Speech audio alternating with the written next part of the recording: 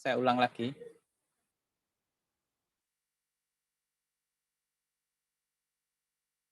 Jadi ketika memproduksi sesuatu terus kita itu lupa gitu ya. Adik-adik kadang ketika melakukan promosi dan lain sebagainya lupa gitu ya. Waduh, aku lali rek produksinya saya buat di dapur, padahal dapurku lagi bentuknya nggak karu-karuan. Nah, kita lupa meng-share itu ya. Karena apa? Disintermediasi seperti ini. Kita sudah tidak lagi bisa membatasi gitu ya antara pemasok, pelanggan dan mediator itu masing-masing sudah punya kewenangan untuk bertemu gitu ya. Masing-masing sudah punya kewenangan untuk menginterview gitu ya. Masing-masing punya kewenangan diberikan kebebasan untuk saling berhubungan. Kalau dulu kita nggak bisa ya, bagaimana pemasok itu sampai datang kulaan langsung nggak bisa. Sekarang kita menjadi tukang kulaan atau menjadi tempat untuk kulaan itu tidak lagi menjadi orang yang pelanggan yang membeli jumlahnya sangat besar, enggak.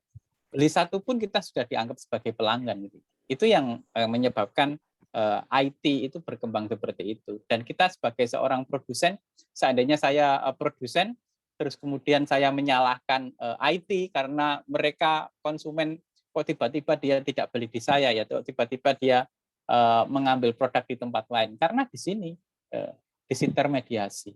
Kita sudah tidak lagi berpihak, artinya individu bisa artinya bisa dia menggunakan orang lain untuk keterlibatan bisnisnya. Dia sudah artinya saya tidak bisa membatasi gitu orang yang ngulak produksi saya nggak bisa saya batasi karena bisa jadi orang ngulak produksi saya dia labeling sendiri kemudian dijual lagi. Nah itu teknologi ya gitu. Teknologi seperti itu kita sudah tidak lagi bisa membatasi produksi seperti itu. Berikutnya adalah ini yang mengkonversikan ya, mengkonvergensikan itu artinya begini ya. Kita harus paling tidak ketika bicara komputerisasi, bicara komunikasi, bicara konten, itu menjadi ketiga-tiganya faktor bisnis yang harus kita pikirkan. Kita sudah tidak lagi orang itu sudah tidak bekerja dengan seperti ini. Anggap saja perusahaan gitu ya. Saya dulu anggap saya promosi produk ini gitu ya. Pak Yitno itu berpromosi sampai muruh-muruh gitu ya. Ngomong pakai produk ini bagus, ini kuat, ini tahan panas, ini bisa untuk menyelamatkan diri gitu ya. Jadi kalau bertengkar bisa dipukulkan temannya kayak begitu ya. Itu kalah dengan ketika produk ini dipakai Fuji gitu ya yang lagi ngetren di TikTok. Dia minum terus kemudian menunjukkan brand seperti ini, maka yang dilakukan oleh Pak Yitno akan kalah gitu. Apa yang dilakukan oleh Pak Yitno tidak akan berarti gitu. Para pengikut Fuji atau netizen atau apapun dia akan memilih yang contoh yang dibuat Fuji. Daripada saya yang promosi sampai muruh gitu ya, 1 bulan ngomong niki kualitas, daya tekan dan sebagainya kalah dengan Fuji yang hanya minum terus kemudian menunjukkan botol begini ya. Kita akan kalah promosi seperti itu. Itulah artinya komputerisasi, terus kemudian komunikasi dan konten itu sangat penting di proses IT. Berikutnya adalah inovasi. Kalau kita teman-teman manajemen paham tentang siklus hidup produk ya, life cycling produk ya. Kita kan ada growth, pertumbuhan, kemudian pada titik puncak, uppernya, kemudian decline jatuh. Jadi jangan salah kalau kita punya produk itu tumbuh, dikenal orang, terus kemudian banyak peminatnya tinggi, lama-lama nggak payu, decline, mati gitu ya, mati. Nah, itu memang sudah siklus hidup produk gitu ya. Siklus manusia juga begitu. Gitu. Anggap saja bahwa sekarang ini saat ini kita sering melihat bahwa orang itu gagal di dalam berproduksi atau gagal menyelamatkan usahanya itu pada generasi ketiga gitu ya. Generasi pertama adalah orang yang mendirikan usaha itu. Dia sangat kokoh, sangat kuat, punya inisiatif, pekerja keras lah, namanya pendiri gitu ya.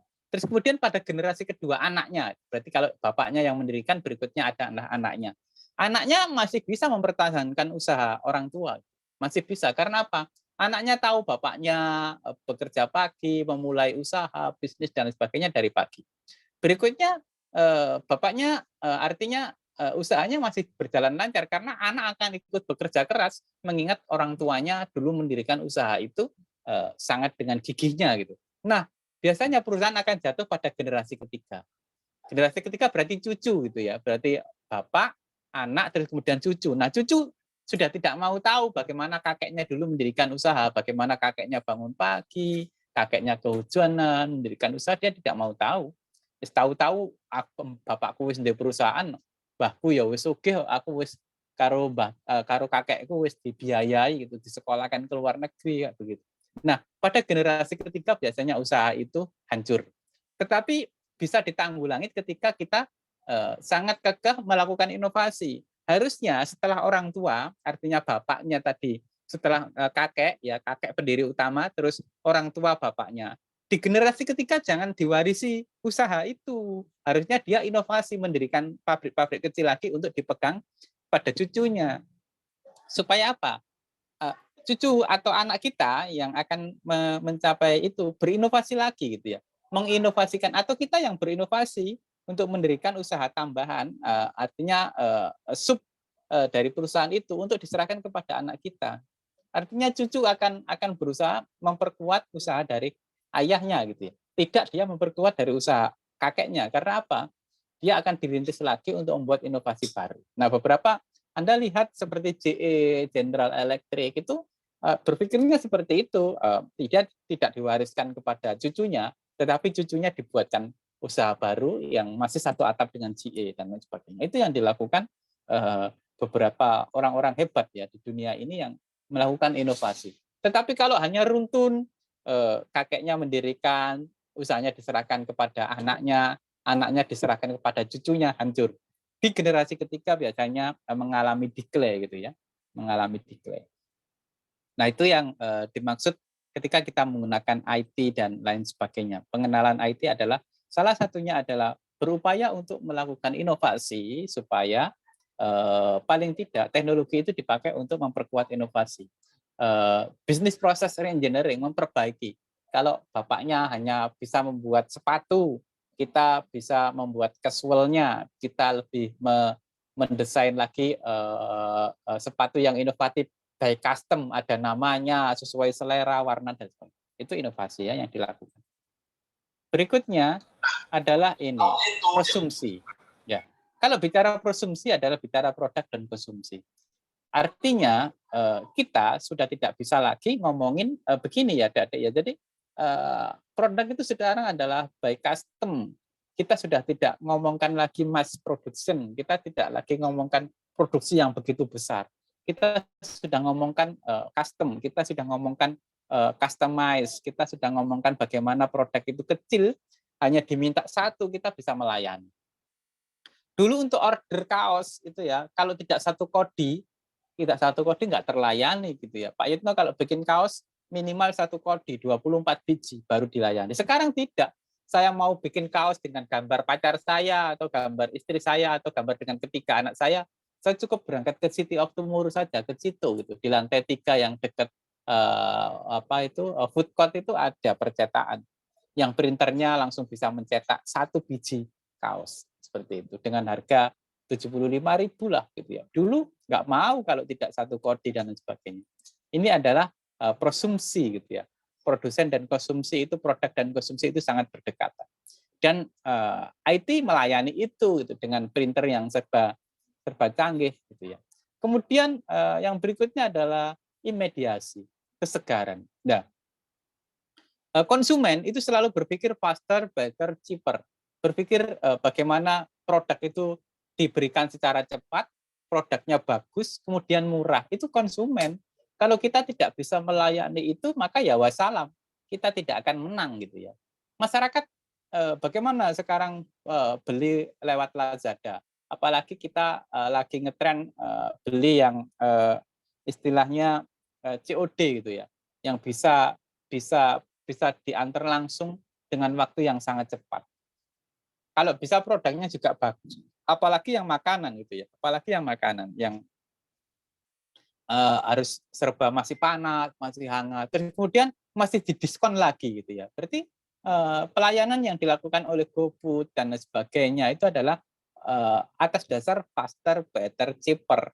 Bagaimana dia memberikan pelayanan secara cepat, produknya masih terkemas dengan bagus, terus kemudian ada kemudahan, salah satunya diberikan potongan bagi para pengguna GoPay dan lain sebagainya, seperti itu ya. Oke. Berikutnya adalah globalisasi. Nah, kalau kita lagi bicara globalisasi, maka tidak ada batas ruang dan waktu. Artinya kalau sudah bicara mengglobal, apa ya, kalian kalau pengen terkenal secara global ya bikin aja TikTok, bikin aja YouTube. Kalau Anda terkenal, dulu mau keluar negeri atau dikenal oleh orang luar negeri, begitu mahalnya kita. Kita audisi ikut lawak gitu ya, audisi ikut apa, pengen menjadi pelawak, begitu mahalnya. Kita harus sekolah, kita harus les privat, kita harus les modeling dan sebagainya. Sekarang kamu punya keahlian cukup lenggak-lenggok di catwalk sendiri, bikin konten, dipamerkan di YouTube dan di-share, Anda sudah mengglobal gitu ya. Anda sudah terkenal. Begitu mudahnya IT untuk membuat orang sangat terkenal gitu ya. Bayangkan kita YouTube gitu ya, YouTuber yang lagi keren-keren sekarang itu yang membuat konten untuk anak-anak itu loh, yang mobil-mobilan dengan pasir, ada tangannya masih ngomong gitu ya. Dia dengan mudah sekali dikenal oleh anak-anak. Dan jam tayangnya sangat tinggi karena apa? Konsumtifnya atau konsumsi sasaran yang dipakai adalah anak-anak yang di bawah umur 5 tahun gitu. Kalau sudah nyalain YouTube-nya, kalau dimatiin tukaran itu ya sama ibu baca tukaran. Dan itu jam tayangnya akan panjang itu ya. Nonton dibiarkan sampai ketiduran, apalagi sampai berulang-ulang kali. Makanya YouTuber yang itu lebih menguntungkan, lebih banyak duitnya karena apa? Ya itu tadi. Ya tidak ada batas waktu, tidak ada ruang dan waktu untuk mempromosikan produk. Berikutnya IT itu juga bisa menyebabkan diskoordinasi ya atau diskordansi. Artinya apa? Terjadi perpecahan. Ketika beberapa netizen hater yang tidak suka dengan kalian, yang selalu memberikan cemoohan gitu ya, netizen yang tidak atau hate speech ya, artinya mereka memberikan cemoohan terhadap produksi kita atau produk kita, lebih cenderung memberikan nilai yang negatif atau bisa menyebabkan perpecahan. Bayangkan Anda lagi main gitu, lagi gibah gitu ya, lagi ngomongin teman gitu. Lagi ngomongin teman ternyata tershare di WA group. Nah, itu terjadi perpecahan gitu ya. Jadi begitu mudahnya. Jadi makanya nanti kita juga akan mengenal undang-undang IT, bagaimana penggunaan teknologi itu ditetapkan supaya kita tidak sampai untuk pembuatan konten yang bersifat negatif, mencemooh orang dan lain sebagainya. Itu yang lebih kita sarankan. Jadi ya nanti akan memang ada beberapa pembahasan tentang undang-undang ITE walaupun tidak sesempurna itu gitu ya. Paling tidak di sana proses IT untuk mendekati proses perpecahan ini semakin berkurang gitu ya. Itu harapannya kayak begitu. Nah, itu yang disampaikan Pak Yetno pada proses perkuliahan kali ini, dengan harapan berikutnya kalian akan memastikan diri gitu ya, lebih ke bagaimana lebih kreatif, bagaimana lebih menginovasi, bagaimana menggunakan teknologi, dan yang pasti kalian harus mengglobal gitu ya, tidak sebagai mahasiswa tidak cukup kalau jadi mahasiswa tidak terkenal itu rugi gitu ya. Artinya harus terkenal karena masyarakat sekarang menilai kalian dari bentuk keterkenalan kalian. Sering ya mungkin nanti ke depan kalian akan dinilai dari tidak lagi teman-teman bimbingan konseling tidak lagi menginterview kalian gitu ya. Cukup kalian ditanya kira-kira kalian nanti lulus mau jadi apa? Kira-kira kalian berinovasi seperti apa? Kira-kira kalau diberi kesempatan konten, kira-kira mau promosi seperti apa? Oke. Kita lagi, terus berikutnya kita omong-omongan. Anis, kalau umpamanya kamu dikasih waktu untuk podcast dengan Pak Yitno, kamu mau menawarkan apa kira-kira?